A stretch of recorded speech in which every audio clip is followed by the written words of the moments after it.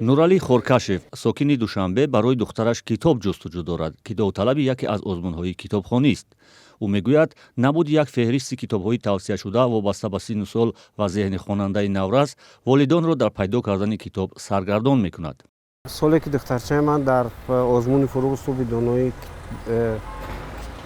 суби донои китоб аст мақоми аввалро гирифт, барои омода шудани вай ва аслан бештар мо ҳеҷ имконияте надоштем ки ҳамаи он адабиёте ки тавсиявӣ буд онро аз китобкадако ё аз китобхонаҳо аз мағозаҳои китоб мо онро дастрас кунем бигирем ки масалан вай дар вақти изофӣ ё ки дар вай дар хона тайёр шавад. Барои вай аксарият қариб аз ҳар то бегоҳ дар китобхонаи фирдавсӣ рафта аз ҳамун ҷоят менавишт, мегирифт, мехонд ки он фақат барои истифода бурдан дар ҳамун ҷо иҷоза дода шудагӣ аст.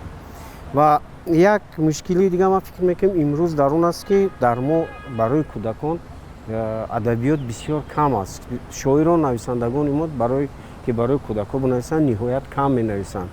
Ҳамин адабиёт худаш кам ҳаст. далер шариф муаллифи барномаи китобхон дар ютуб ва яке аз таблиғгарони китобхонӣ дар тоҷикистон мегӯяд қаҳрамонони барномаҳояш низ яке аз далелҳои кам китоб хондани насли навро набудани ҳамин гуна китобҳои тавсиявӣ аз сӯи мутахассисон медонанд.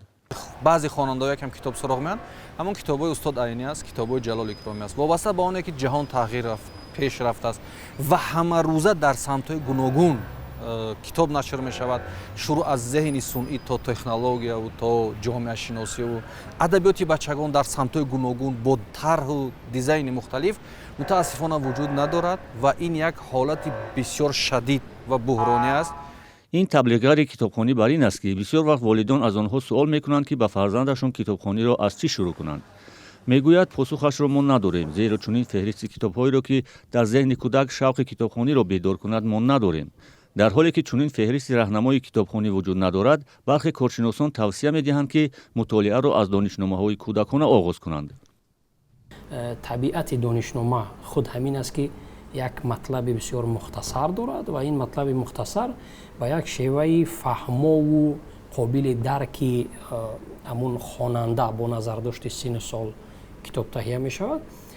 бо назардошти ҳамун талаботи синнусолии хонанда ҳамин матлаби донишнома барои ӯ қобили дарк аст ва вақте мутолиаву донишандӯзӣ аз донишномаҳо шурӯъ мешавад, фикр мекунам кӯдак аз ҳамун синни хурдӣ аллакай дар ҳамун қолаби муназзам фикр кардан, ҳама чизи нисбатан лозимитарро аввал аз худ кардан, хуб афзалиятгузорӣ дар андӯхтани донишро аз ҳамин синни хурдсолӣ меомӯзад.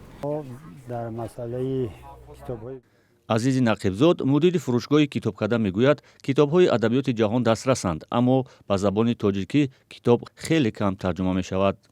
ҳам дар нашри китоб, ҳам дар сифати китоб, ҳам дар мавзӯъҳо. масалан дар Ӯзбекистон тамоми беҳтарин китобҳои нависандаҳои ҷаҳон тарҷума шуданд. ба мо соли 2-3 китоб тарҷума мешавад. ҳамагӣ 2-3 китоб тарҷума мешавад. дар ҳоле ки мешавад гуфти тамоми беҳтарин асарҳои ҷаҳонӣ ба забони ӯзбекӣ тарҷума шудаанд.